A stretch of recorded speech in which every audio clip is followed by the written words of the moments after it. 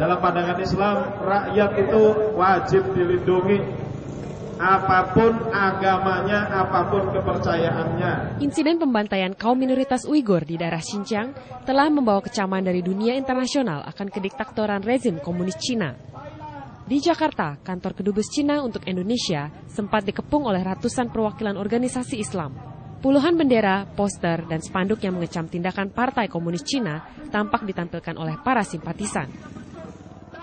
Aksi ini sempat memanas karena selama berjam-jam aksi berlangsung, pihak kedubes Cina tetap tidak bersedia berdialog dengan para pengunjuk rasa yang menyulut emosi dari sebagian besar massa.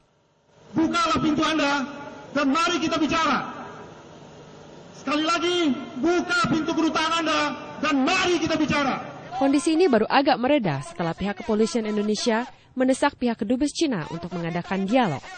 Dalam pandangan Islam, rakyat itu harus dilindungi apapun agamanya.